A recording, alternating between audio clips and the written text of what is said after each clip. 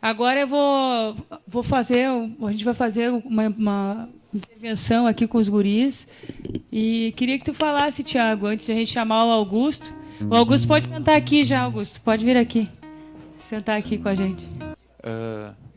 Eu, assim, né, eu escutei bastante, legal, tô aprendendo um monte de coisa. Eu fiquei me questionando, assim, quais são os critérios, assim, para se analisar uma crise social. Né, eu acho que né, como eu trabalho num abrigo, eu vejo uma realidade, assim, que eu acho que a gente já está em crise faz tempo também. Frequento, assim, umas comunidades, assim. E essa música que a gente vai cantar se chama Esse é o Nosso Mundo, eu acho que também vem bem a calhar. Tá aí com vocês, aí.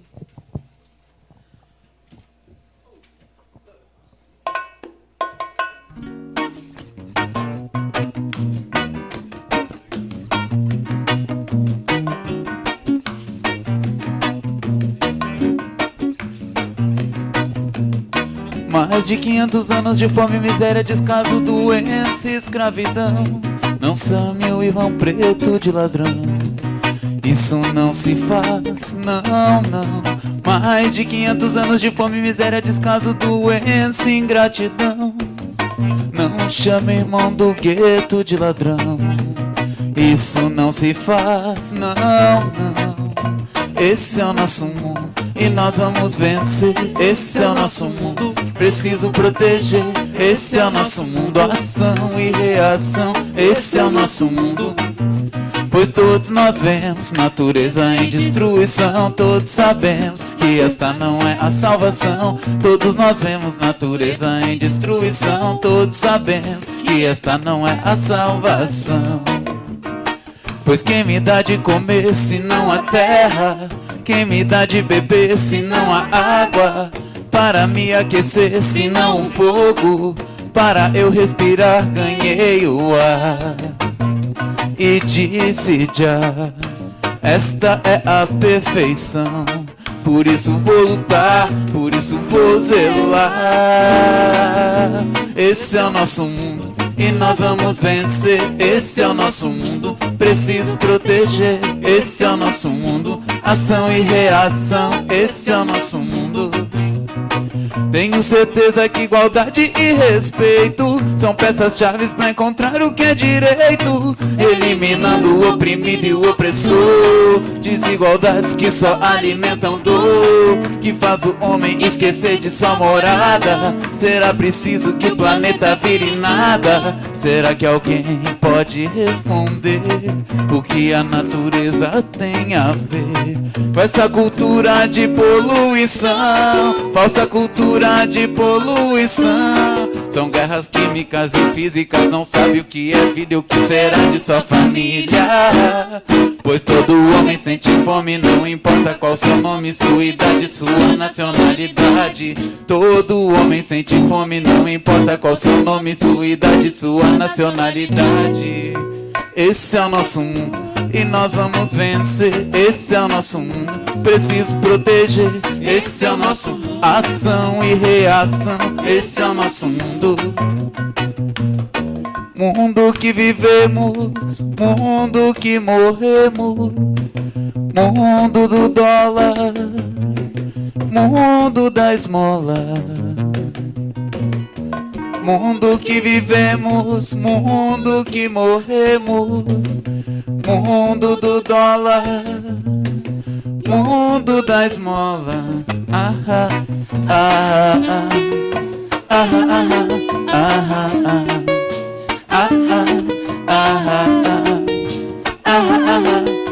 Esse é o nosso mundo e nós vamos vencer. Esse é o nosso mundo, preciso proteger.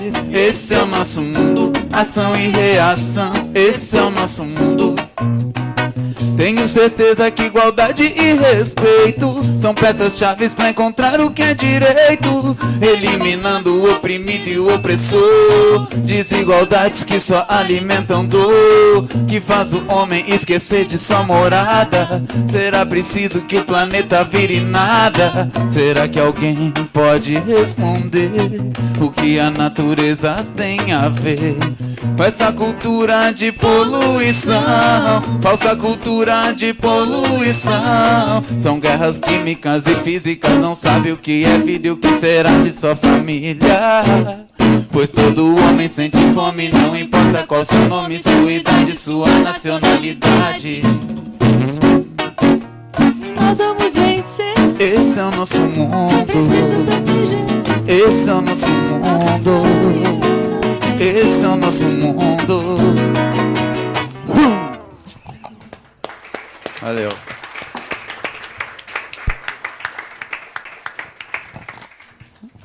Chamar o Augusto, então, para sentar aqui do lado, nesse cantinho aqui. Vamos puxar essa... Não tem... A gente fica... Vira o pescoço um pouquinho. Pode sentar aqui. Isso.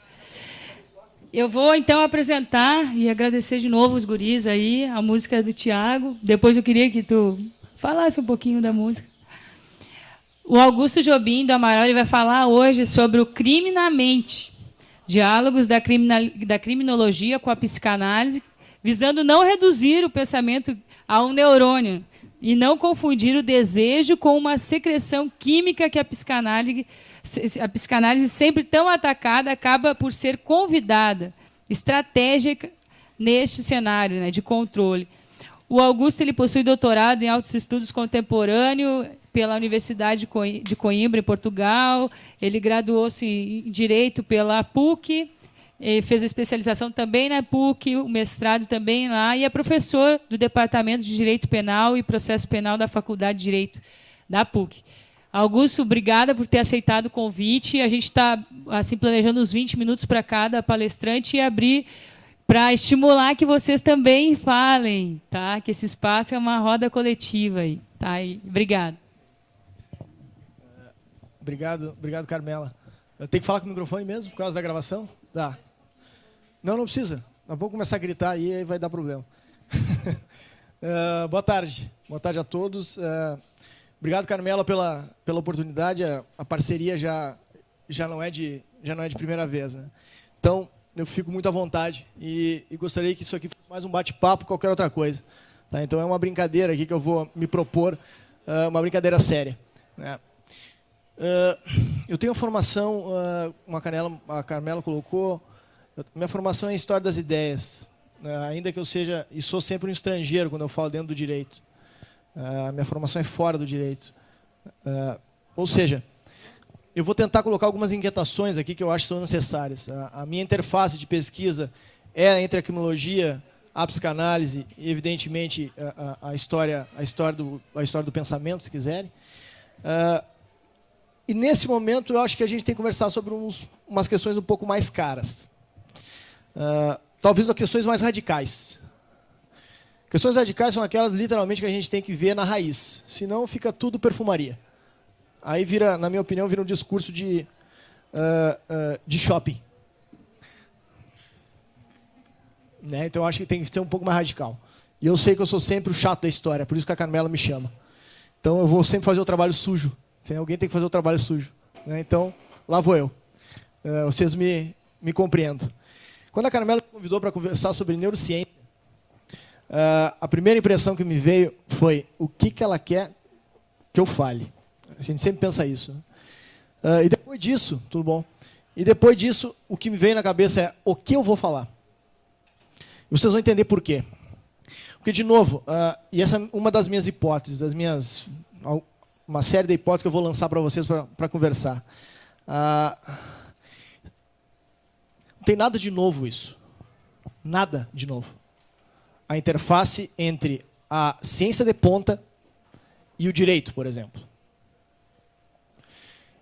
E o privilégio, não sei se é privilégio, mas a sorte ou o azar de um criminólogo, eu me coloco agora na posição de uma pessoa que tenta pensar a questão criminal. Pensar a questão criminal nunca ficou alheia aos discursos cientificistas de ponta. E a neurociência hoje toma esse lugar. A minha pergunta é, e essa vai ser sempre a minha inquietação, e é para isso que a gente está tentando refletir aqui, o que comporta esse tipo de pensamento? O que leva? Quais são as reflexões que podem ser feitas relacionadas à criminologia, por exemplo, ou ao controle social, melhor dizendo. Aí começa a brincadeira com a música, que é genial, porque eu vou utilizá-la no final, se vocês me permitirem. Tá? Obrigado. Eu vou chutar esse... Certamente eu vou chutar esse copo. Mas deixa aqui. Fica tranquilo. Obrigado, Carmelo. E se vocês me permitirem, eu vou utilizar a música de vocês no final. Porque o discurso de ponta, o discurso da ciência de ponta, e eu vou fazer... A minha fala vai ser curta, mas eu vou pedir a paciência de vocês para atentar para 2 momentos.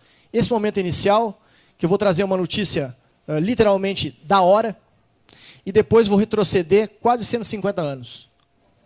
E vou utilizar os meus argumentos. Eu quero saber até onde a gente pode chegar com isso. Então tá, primeiro momento. Eu pego a Nature, que é uma das revistas mais famosas do mundo. Vocês conhecem? Joga no Google. E eu pego a notícia do dia 25 de março de 2013 e diz assim: varreduras no cérebro procuram prever se os criminosos têm probabilidade de reincidir. Quem quiser depois pega comigo aqui. Diz mais ou menos assim. Claro que eu não vou ler toda a entrevista, mas diz mais ou menos assim. Em uma reviravolta que evoca a ficção científica do escritor Philip Dick, aquele cara que mesmo que escreveu o Minority Report, aquele filme que o Tom Cruise fez. Lembram? Pois é. Os neurocientistas descobriram, aspas, brincadeira. Descobriram uma maneira, brincadeira para nós, né? Porque a gente é minimamente lúcido para ver o quanto isso aqui carrega, né? Quanto isso aqui carrega de racismo e de preconceito. Discurso nada novo. Já cheguei na outra ponta da minha fala, mas vamos atentar, vamos voltar. Neurocientistas descobrem uma maneira de prever se os criminosos condenados serão propensos a cometer crimes novamente, vendo seus scanners cerebrais. Condenados mostrando baixa atividade em uma região determinada do cérebro, associada à tomada de decisão, à ação, são propensos a ser presos novamente, e mais cedo. Eu estou falando da maior revista da área no mundo. Estou falando de pesquisa de ponta. Estou falando de pesquisa de fundo de quintal. E eu estou falando exatamente do discurso que vai sendo comulgado por toda uma série de áreas não só da psiquiatria, mas também da psicologia, e fundamentalmente o que a gente chama hoje de psicologia comportamental, que ainda está pouco preocupado com uma suposta transformação, ou mesmo a ideia de cura, se pegar a ideia de cura da psicanálise do século XX, e está preocupada simplesmente em tamponar os sintomas, como diria um psicanalista. Está preocupado em tapar o sol com a peneira, para trocar em miúdos. E não está preocupado, literalmente, em ver o problema de maneira radical, como eu falava no início. Isso aqui, então, representa o que nós temos hoje de mais avançado no estudo da chamada neurociência aplicada ao discurso de controle social e ao discurso criminológico. Pergunta que eu faço, para adiantar: quem serão os controlados de sempre? Quem serão os presos de sempre? Quem serão os scanners cerebrais que estão sendo feitos hoje de pesquisa pelo Brasil inteiro, com verba do governo federal? E verba nas maiores centros de pesquisa no Brasil hoje? Essa é uma grande pergunta. A que serve esse tipo de interesse? Boa pergunta, né? Isso é uma boa pergunta. Mas então eu vou sugerir algumas pistas. E como eu repeti, e vou falar de novo, o discurso, ou melhor, a disputa entre os discursos sobre a questão criminal entre médicos, ou psicanalistas, se quiserem, ou psiquiatras, melhor dizendo, e agora neurocientistas, que estão preocupados com uma coisa chamada cérebro, e é uma coisa que não se sabe até hoje o que é. Quem escreve sobre cérebro não escreve sobre nada. O Antônio Damasio já disse isso há muito tempo. O erro de Descartes. Se a emoção fosse uma pigmentação azul no crânio, na ponta esquerda do crânio, o que seria da nossa paixão, né? Eu te amo porque eu tenho uma secreção rosa no canto esquerdo superior do meu cérebro. Tenho certeza que vocês não acham que isso seja o amor que vocês sintam pelo pai de vocês. Então, reduzir qualquer tipo de comportamento humano, a scanner cerebral, ou mesmo a emoção, a determinada secreção, que eu vou lá e enfio determinado barbitúrico que consigo dormir de noite e tampona o meu sintoma e eu estou supostamente muito bem, até isso aqui vir à tona novamente. E todo mundo sabe o que isso significa. Eu falei que vai ser o chato da história. Tá? Então vamos tentar passar por uma questão um pouco mais candente, na minha opinião. Tá aqui as varreduras do cérebro, etc, etc. É claro, né? Aí diz assim, né? Só para tentar fechar. Com o crescente uso da neuroimagem, serve-se para prever o comportamento específico, diz o neurocientista responsável pela pesquisa, Thor Weger, da Universidade do Colorado. Menor atividade numa parte do córtex anterior, que eu falava antes, durante as tarefas rápidas de decisão, eram mais propensos a ser presos novamente, depois de sair da prisão.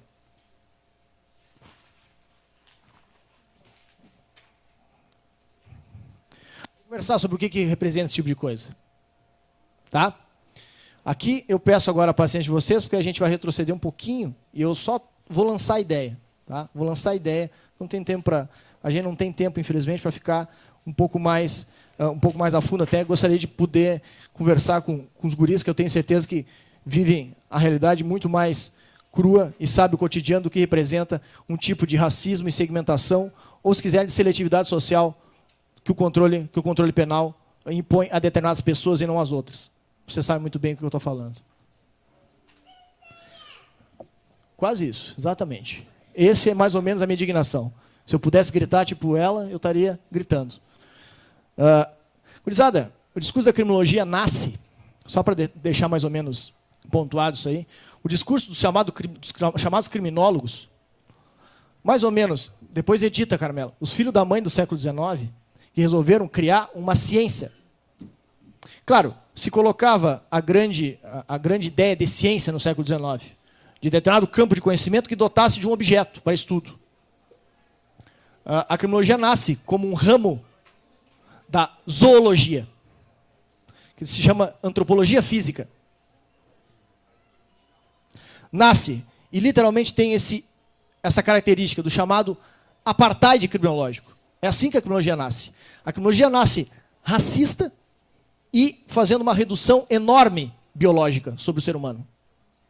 E, de novo, é claro que a gente não precisa, porque eu estou trazendo, o que esse idiota está trazendo no discurso do século XIX aqui, na segunda metade do século XIX, dos 1850 a partir dali. Para que está trazendo esse tipo de coisa? Por uma razão muito simples. O discurso, evidentemente, que não precisa hoje em dia dotar daquelas mesmas características, né? Como a gente conhecia de alguns autores, tipo Cesare Lombroso, Enrico Ferri, né, Rafael Garofalo, só para citar 3 italianos, a chamada escola positivista, ou escola etiológica, que achava, literalmente, que delito dava em árvore. Que delito era uma coisa. Claro, que uma coisa depositada em alguns. Logo, não uma abstração, como eles diziam. Essa coisa de abstração, isso é nada a ver. Isso é para o pessoal do chamado iluminismo, naquela época um pouco anterior. Eles diziam, não, o crime é algo concreto. É uma ontologia, para usar, é um idealismo mais radical, essencialista. Mas, claro, é depositado na cabeça e, literalmente, em algumas pessoas e não em outras. Adivinha quem eram os escolhidos?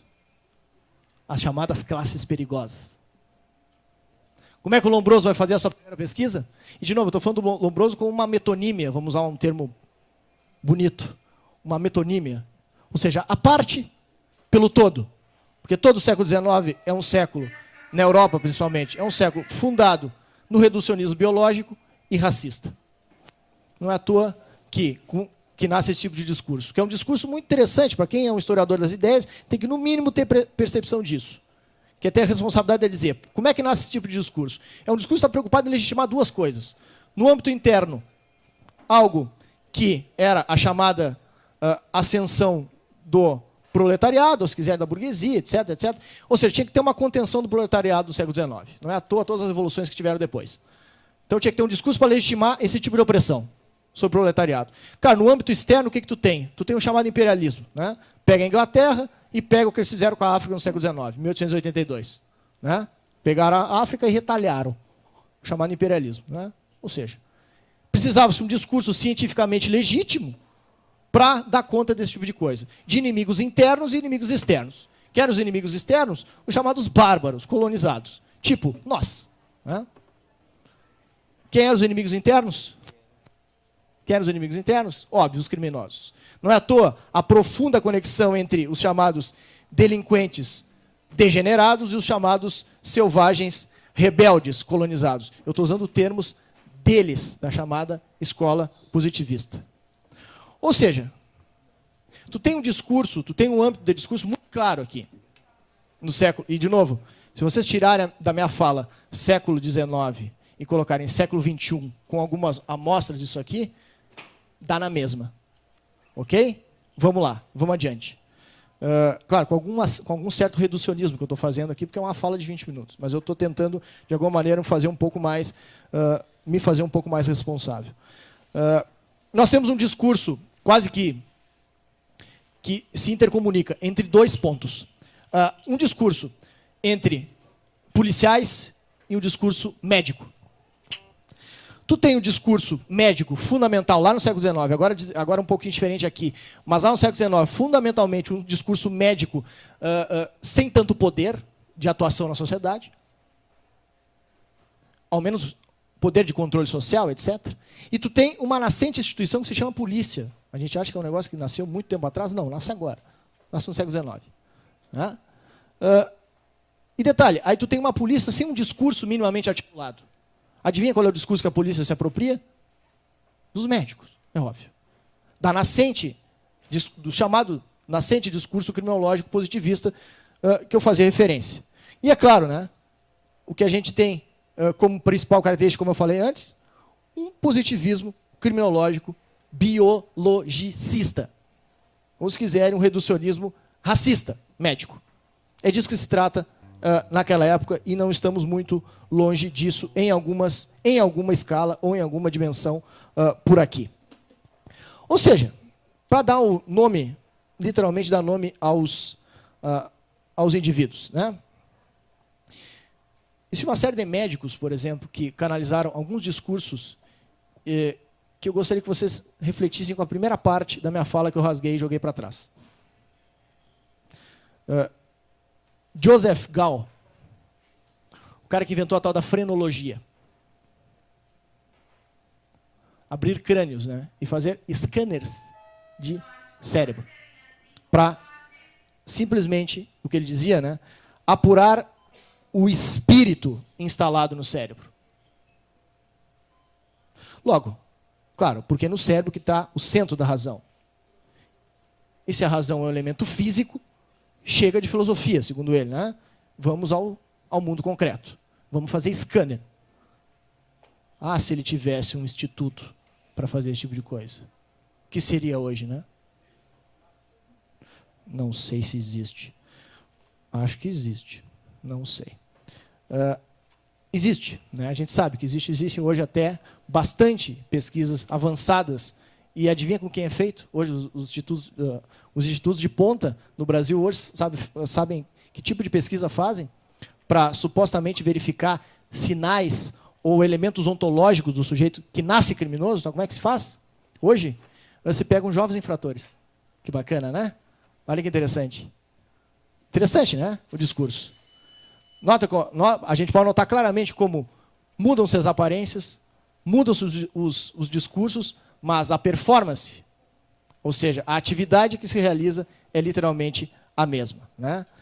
Ou seja, e de novo, eu estou trabalhando só com autores do século XIX, não trouxe nenhum, só a minha pesquisa, só a minha jogada no Google da primeira parte. De resto, eu estou viajando pelo século XIX.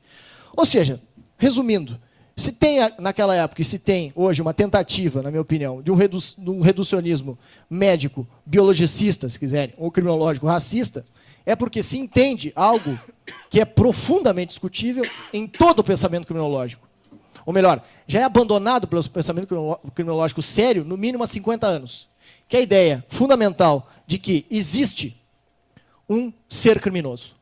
Um ser atávico inferior, que, segundo Lombroso, tinha determinadas características muito próximas, segundo ele, está no livro dele, do negro, está escrito no livro dele, é só olhar o homem delinquente.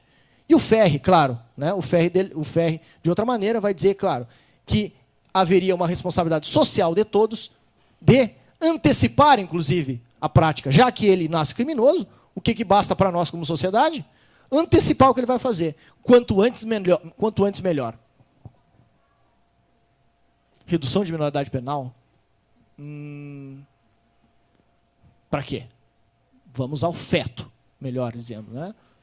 Já que o cara nasce criminoso. Olha a profunda capilarização que a gente pode reconhecer nesse tipo de discurso. E aí, claro, aí vem um outro, para fechar o tripé, o outro pensador, que é o Rafael Garófalo, e vai dizer o quê? Que existe um delito natural. E se existe um delito natural, evidentemente existe um inimigo natural de toda a sociedade. E segundo ele, havia povos que eram sociedades inimigas naturalmente da humanidade, dizia ele, da humanidade. E adivinha quem eram? Nós, né? Evidente. Bárbaros, selvagens, degenerados.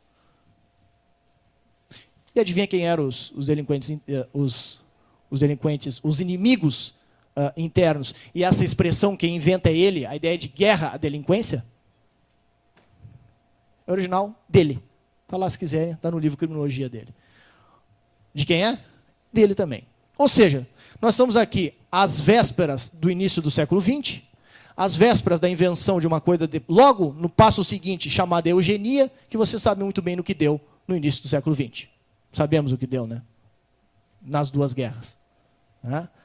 E o pensamento que isso carregava consigo. Ou seja, eu só trouxe três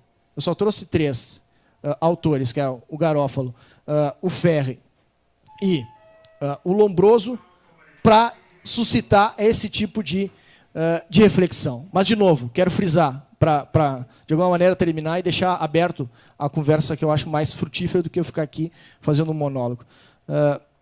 Se eu trouxe o Garófalo, o Lombroso e o Ferri, de novo, ele não era, nenhum idiota, eram os maiores cientistas da Europa, todos eles, fazendo pesquisa de ponta.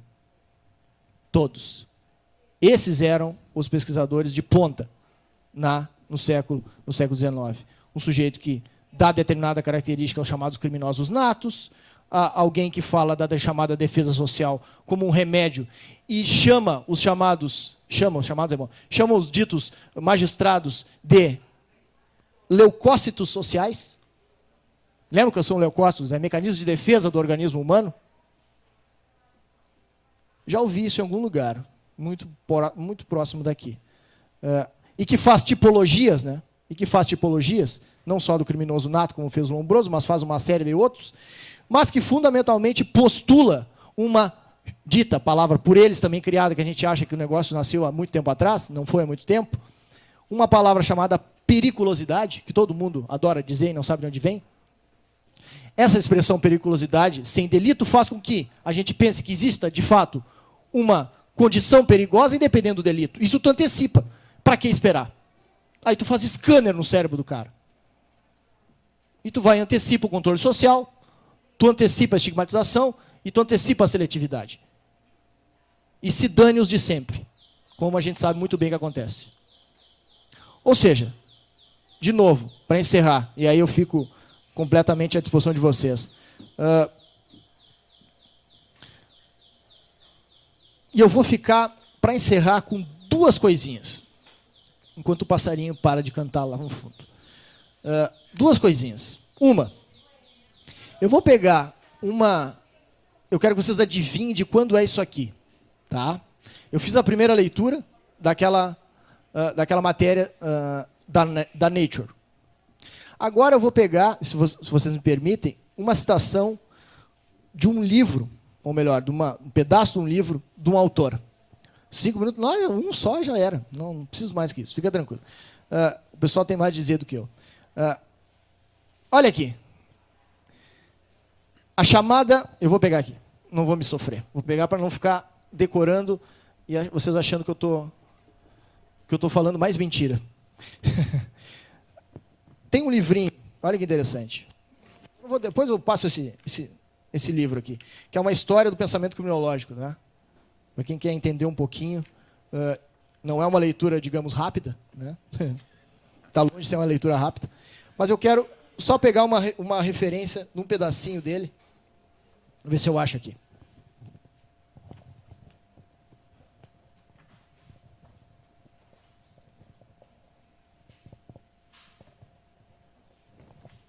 Ver se eu acho aqui.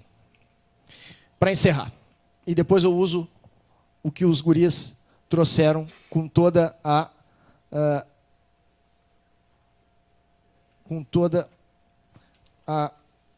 propriedade. Vamos ver se eu acho aqui para não ficar enchendo mais vocês. Vamos pegar aqui. Será que é nesse? Sei lá. Deixa eu pegar aqui. Algumas outras coisinhas. Eu acho que eu acho aqui. É que esse negócio me incomoda, sabe? E aí sou meio chato nisso. Então vamos lá. Achei. Era um outro livro, desculpa, gurizada. Era um outro livro bastante sugestivo, inclusive, que se chama A Palavra dos Mortos. Bastante sugestivo, né? A gente falar um pouquinho disso aqui. Do Zaffaroni, tá? Para mim, o maior criminólogo e penalista vivo. E não são alemães nem espanhóis, tá? Não são alemães, nem portugueses, nem espanhóis. É daqui. Ou seja, está aqui. Ó. Olha que ele traz um cara chamado Alexandre Lacansine,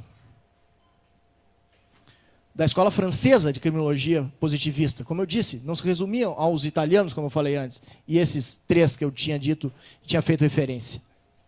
E diz assim, ó, o Alexandre Lacansine, que tomou o Augustin Morel, que é um outro autor muito interessante, que falava da degeneração das raças. Interessante, né? Falava da degeneração das raças. Claro que a miscigenação seria o resultado da miscigenação, a degeneração das raças. Associava com aquele outro autor que eu falei, que é o Joseph Gall, da frenologia, e chega numa conclusão bem interessante. E eu quero saber quando é que vocês acham que ele escreveu isso. De novo, estou antecipando, evidente, lá no século XIX. Diz assim, ó, a etiologia criminal, para ele, dependia das modificações do cérebro, que podiam afetar a região occipital, a frontal ou a parietal. De novo, eu não estou lendo a Nature da semana passada. As afetações à parte occipital produziam crimes de classe baixa, instintivos. As da região parietal, a do equilíbrio, propiciariam os delitos ocasionais e impulsivos da classe média. E a região frontal do pensamento, os delinquentes chamados alienados das classes altas. Gurizada, eu estou falando de uma coisa que foi escrita há 150 anos atrás, quase. Eu quero saber o quanto é diferente desse tipo de coisa que nós estamos lendo agora, que eu li no início da minha fala. Porque está trabalhando com tecnologia de ponta, e esses caras trabalhavam com tecnologia de ponta. Ou seja, e aí eu resumo a minha fala de modificações do cérebro ou algo parecido, com a excelente música dos guris, que acabaram de introduzir. Eu não tinha nada que estar falando depois de vocês, eu tinha que estar falando o tempo inteiro, e eu tinha que ter ficado quieto. Estou lendo aqui a passagem da música de vocês que diz: não chame o irmão do gueto de ladrão. E eu agrego, né? Não faça novamente scanners de cérebro neles. Porque, literalmente, a gente sabe no que deu esse tipo de coisa. Contra o desperdício da experiência. Tá? Esse tipo de provocação que eu queria deixar para vocês. E agradeço a Carmela, que anda por aí, sei lá, está aí. E obrigado pela atenção.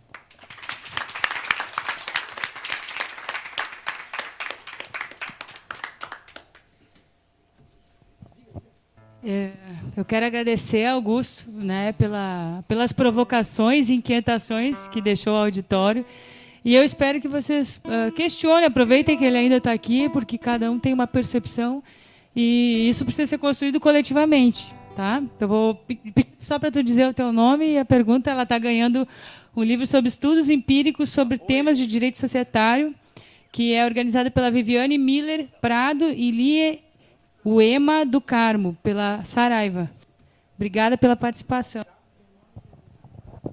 Meu nome é Maria Dinaíra, eu sou advogada e defensora pública de criança e adolescente carente, companheiro, aqueles que estão no abrigo.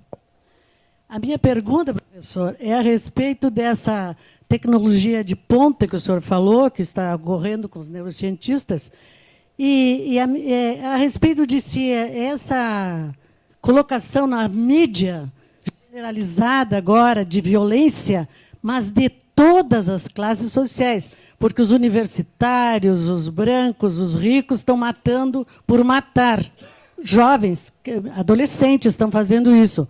Então, a minha pergunta é se a influência desta mídia devastadora de violência, lutando pela redução da idade penal, decorre do que, então, se vai envolver classe rica no scanner?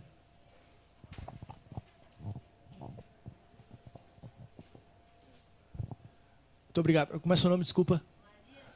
A Maria Dinaíra. Muito obrigado pela pergunta, que talvez seja mais importante, mais preciosa do que qualquer outra fala, qualquer outro pedaço da minha fala.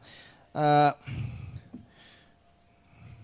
mídia a gente conhece, não precisa ter muita leitura a respeito para a gente perceber o quanto a mídia é um redutor de complexidade. Não dá para esperar muita coisa dela, nesse sentido.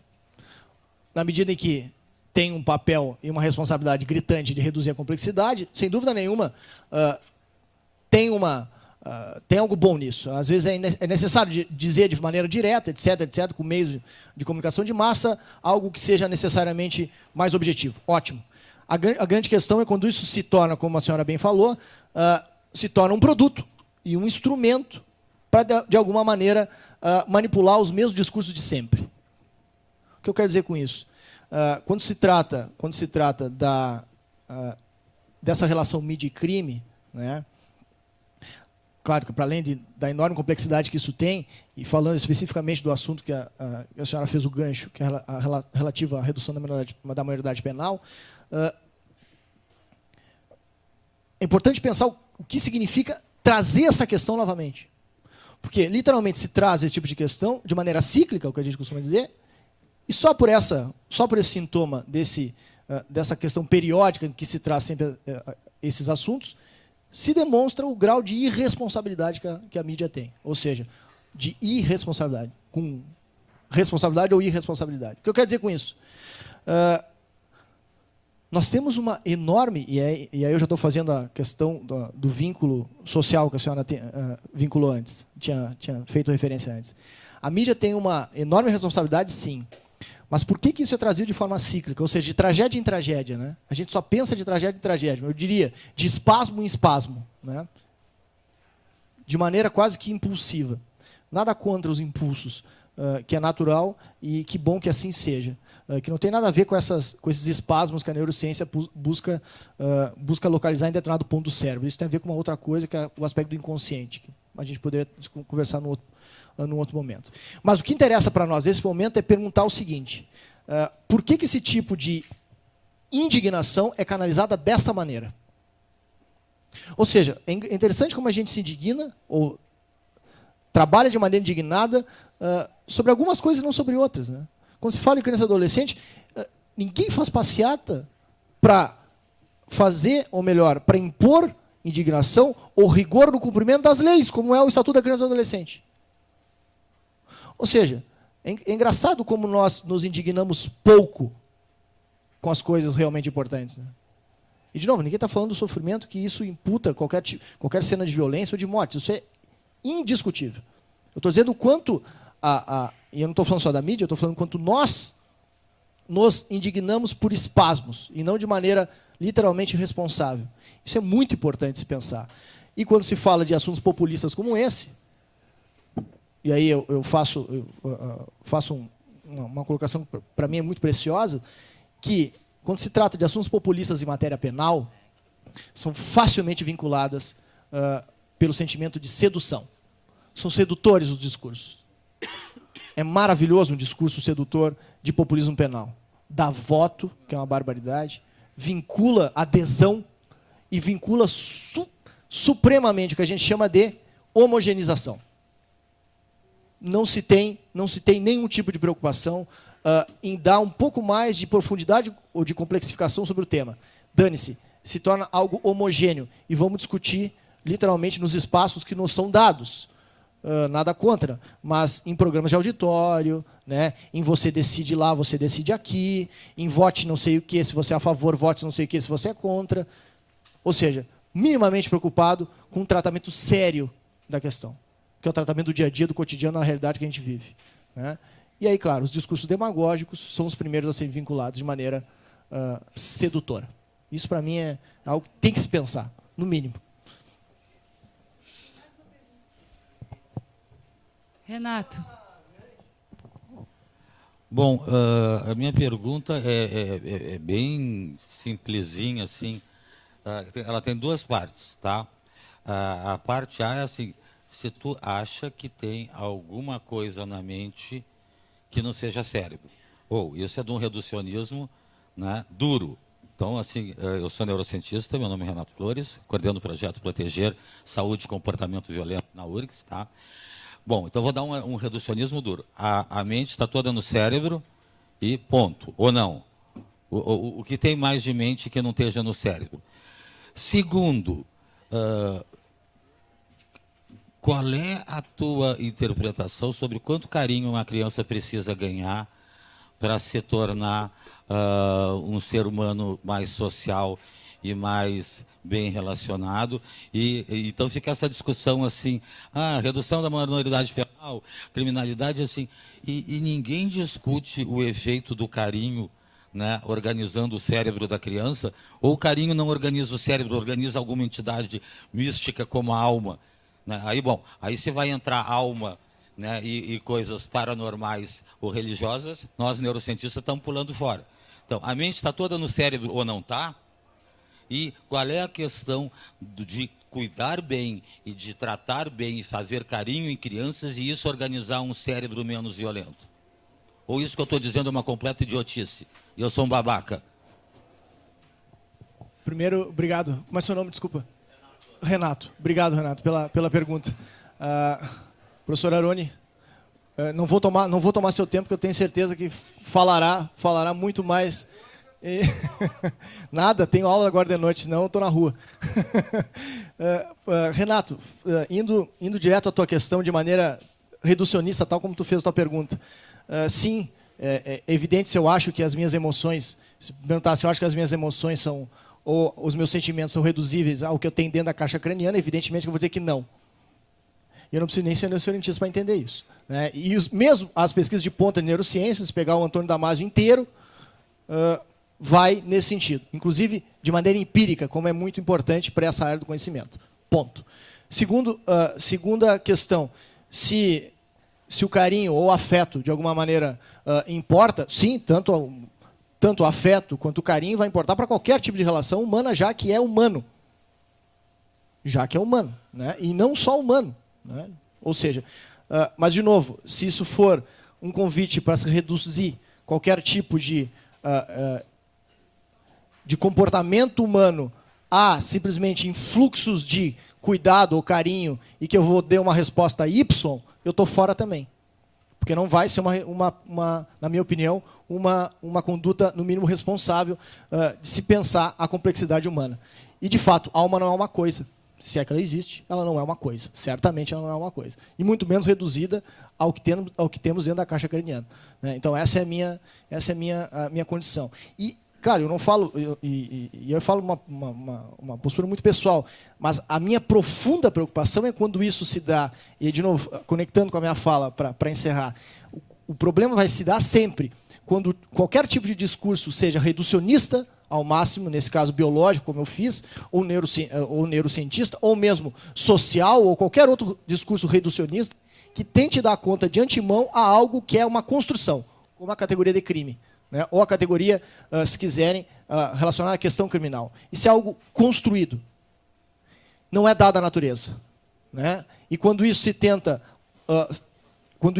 se localizar em determinadas pessoas, que a gente sabe de antemão quais são, literalmente, a gente começa com questões que aí eu coloco um ponto final, ao menos no meu ponto de vista, que é romper com uma questão de causalidade ou de etiologia, ou seja, de causalismo puro e simples, de que A logo B.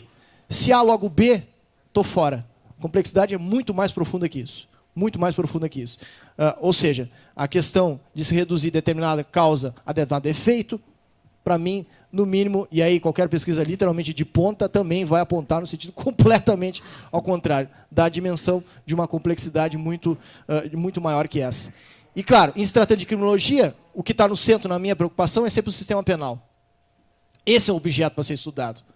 São, literalmente, não o que o Lombroso tenha descoberto lá com os estudos dele dentro do presídio, não foi a causa do crime, e sim foi o processo ou produto de determinados efeitos de estigmatização que foram feitos. Poxa, né? Não são porque aqueles sujeitos que estavam lá, que cometeram o crime, são, de alguma maneira, a reprodução ontológica do crime. Não, pelo contrário, são um produto ou resultado de processos de criminalização. É disso que eu falei, só. Para tentar desmistificar ou desconstruir a ideia de que seja algo ontológico o crime. Isso é a minha preocupação central. Obrigado, Camila. Pedir uma salva de palmas aí para o professor Augusto. E agradecer aí, Augusto, por ter colocado essas inquietações. Tem algumas perguntas, mas como a gente precisa dar continuidade, vai ficar no próximo painel. Augusto, só diz o teu e-mail aqui para o pessoal que está na internet, aqui presencialmente, quiser falar contigo. Obrigado, Camila. Primeiro, então, me adicione no Facebook. Augusto Jobim, então. Ou então, o e-mail pessoal mesmo, que eu vou, vai ser guto, G-U-T-O, o underline, o tracinho embaixo, jobim@hotmail.com. Tá? Então, fiquem... um canal aberto aí, esse acesso que a gente possa conversar e discutir um pouquinho a respeito mais sobre essas questões. Obrigado, Carmela.